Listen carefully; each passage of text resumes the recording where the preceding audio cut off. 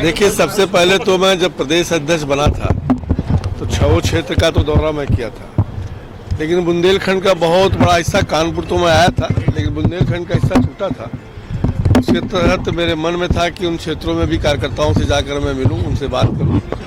और जो मैं 3 दिन से लगातार बुंदेलखंड में घूम रहा हूं, जिस प्रकार से कार्यकर्ताओं का उत्साह है, उनका जो मनोबल बढ़ा हुआ है, मुझे पूर्ण विश्वास है कि आने वाले समय में 2027 में भारतीय जनता पार्टी 2017 से बड़ा बहुमत लेकर के आएगी। देखा है तो लोकसभा चुनाव 2024 में काफी नुकसान हुआ था, तो अभी कैसे उसको मजबूत करेंगे? और देखो, 24 का दिन बहुत पुराना हो गया। जो नैरेटिव सेट किया गया था, जो एक लोगों को गुमराह किया गया था, अब देश की जनता समझ चुकी है। और अगर आप देखें तो 2024 के बाद हरियाणा का चुनाव देखें, दिल्ली का चुनाव देखें, मुंबई का, महाराष्ट्र का चुनाव देखें, बिहार का चुनाव देखें, और अभी हाल ही में आपने बंगाल का भी चुनाव देखा होगा।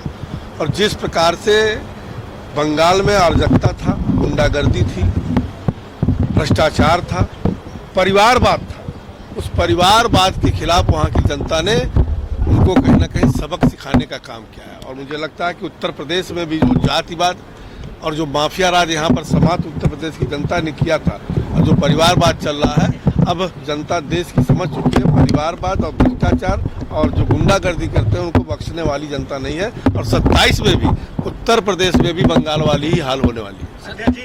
कांग्रेस की रद्द कर दिया गया मामला।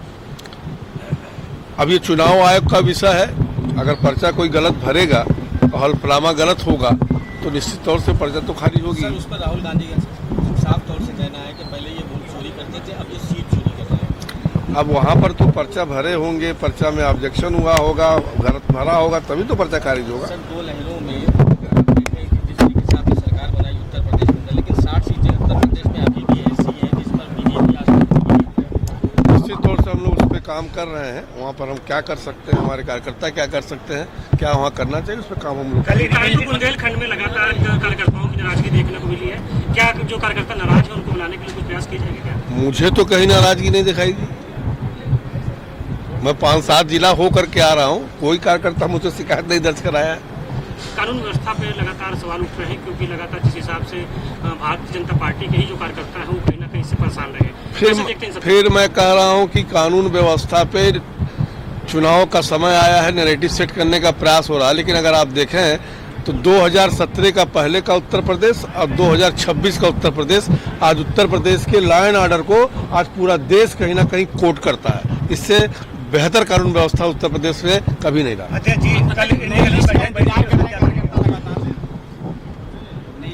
थोड़ा ध्यान रखिए, जल्द खत्म होगी। इंडिया गठबंधन की बैठक हुई थी, इस बात बातचीत करनी थी। देखिए, इंडिया गठबंधन का उनका अपना अलायंस है और वो अपना बैठक करते रहते हैं, लेकिन मुझे लगता है कि इंडिया गठबंधन में बहुत बड़ी दरार आई है। क्योंकि जिस प्रकार से कांग्रेस ने 40 साल पुराने अपने दोस्ती को डीएमके के साथ एक केवल सत्ता पाने के लिए जो विश्वासघात डीएमके के साथ किया है, वहाँ पर जेएमएम के भी साथ यही विषय हो रहा है। तो मुझे लगता है कि आने वाले कुछ समय में इंडिया अलायंस बिखर जाएगा। आपके राज्य की खबरें, आपके शहर की खबरें सबसे पहले जानने के लिए देखते रहें अमर उजाला।